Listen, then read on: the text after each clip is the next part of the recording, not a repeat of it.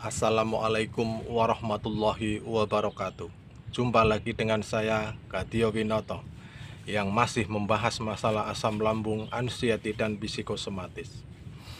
Semoga kawan-kawan semua dimanapun berada yang sedang berjuang untuk sembuh dari asam lambung, anxiety, dan psikosomatis, saya doakan semoga cepat dikasih kesembuhan oleh Allah dan bisa bekerja beraktivitas normal lagi seperti dulu lagi. Amin ya robbal alamin. Saya bukan siapa-siapa, saya bukan ahli kesehatan, bukan dokter, juga bukan psikiater. Saya hanya seorang petani yang kebetulan dulu pernah menderita asam lambung, anxiety, dan psikosomatis, yang alhamdulillah juga sekarang sudah sembuh total, sehat walafiat seperti dulu lagi, bisa bekerja beraktivitas sebagai petani lagi. Alhamdulillahirabbil alamin.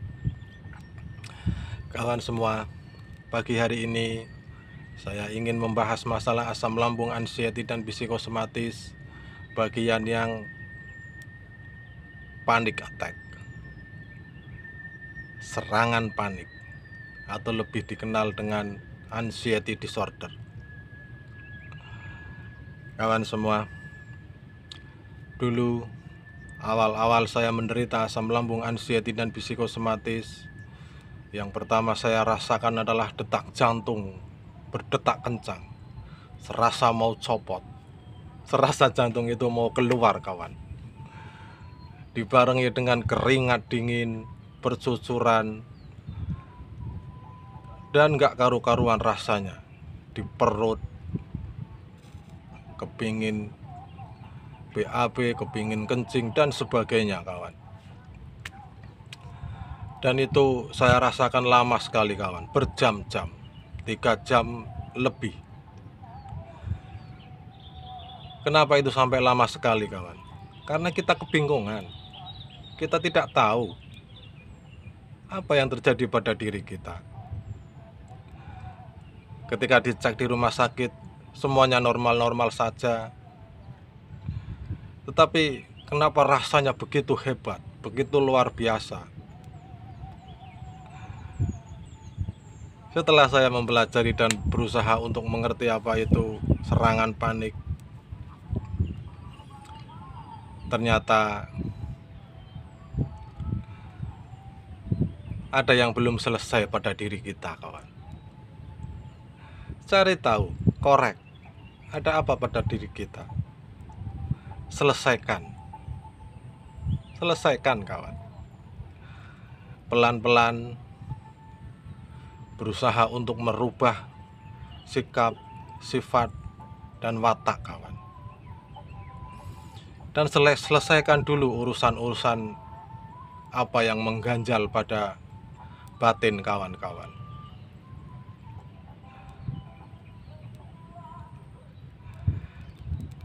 Dulu yang pertama saya lakukan adalah saya bantu fisiknya dulu kawan. Minum air hangat 1 gelas, 2 gelas. Lalu saya berusaha keluar, walaupun gelisah, bingung, mondar-mandir, saya berusaha untuk tenang kawan. Cari teman,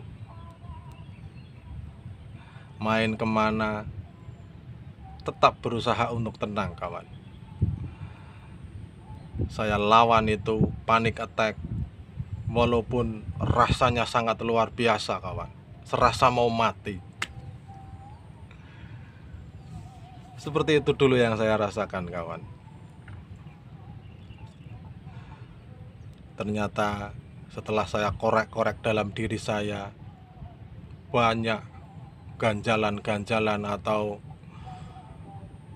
semacam trauma-trauma masa lalu dicampur dengan masalah-masalah yang sedang dihadapi kawan. Entah itu masalah hutang, entah itu masalah yang lain, dan itu tidak terselesaikan kawan. Kawan semua ada hikmahnya. Percaya diri kawan. dan afirmasi pada diri sendiri. Ajak bicara diri sendiri. Aku sehat, aku kuat, aku bahagia. Dulu itu yang saya ulang-ulang, kawan. Afirmasi-afirmasi positif semacam itu yang saya ulang-ulang. Ketika panik itu datang, dan tetap berjalan keluar rumah, mencari teman untuk bersendaguro, walaupun itu hambar rasanya, kawan.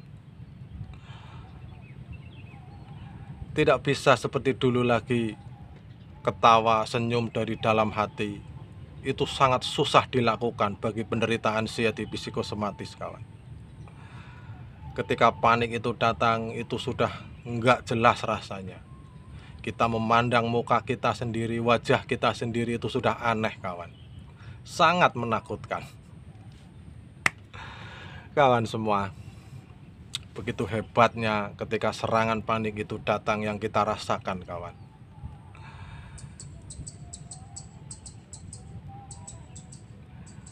Tetaplah semangat dan terus belajar, terus memahami dan korek-korek dalam diri kita, kawan. Apa yang terjadi, selesaikan masalah-masalah yang ada pada diri kita, kawan.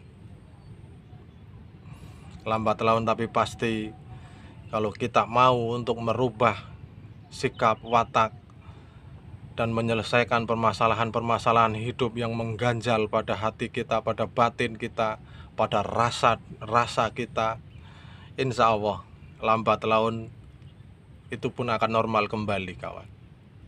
Yang penting selesaikan dulu permasalahan kita, kawan. Seperti itu dulu yang saya lakukan, kawan. Setelah saya belajar lewat guru-guru atau pembimbing-pembimbing, saya diarahkan untuk satu demi satu untuk menyelesaikan masalah-masalah yang bertubi-tubi yang saya alami dulu, kawan.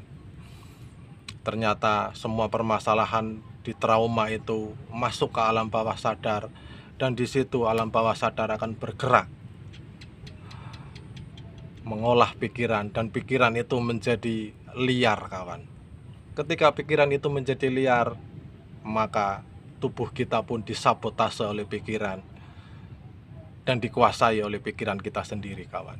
Akhirnya kita pun dibodohi oleh pikiran kita sendiri, kawan. Kawan semua, tetap tenang, tetap kuasai diri, kuasai pikiran kita. Dan yang utama, ketika panik itu datang, bantu dulu fisiknya, minum air hangat pelan-pelan, dan tetap tenang, kawan. Tanamkan dalam diri bahwa ini akan terlewati. Kita baik-baik saja, kita sehat-sehat saja. Ini hanya gangguan. Insya Allah lambat laun tapi pasti, kalau kita menjalani prosesnya, semua akan berjalan dengan lancar, kawan. Semoga apa yang saya sampaikan ini bisa menemani teman-teman dan bisa dimengerti apa yang saya sampaikan pagi ini, kawan. Dan semoga kawan semua dimanapun berada segera dikasih kesembuhan oleh Allah dan bisa beraktivitas normal kembali, kawan. Amin ya robbal alamin. Itu saja yang bisa saya sampaikan pagi ini. Salam sehat, salam bahagia. Kalian adalah orang-orang hebat.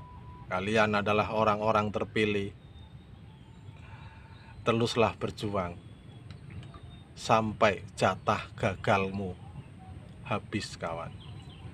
Insya Allah akan sampai juga ke garis finish, kawan. Dan kawan semua juga akan tersenyum lebar, yang benar-benar senyum dari dalam hati, kawan. Bukan senyum kebohongan atau senyum terpaksa, kawan. Terima kasih atas atensinya.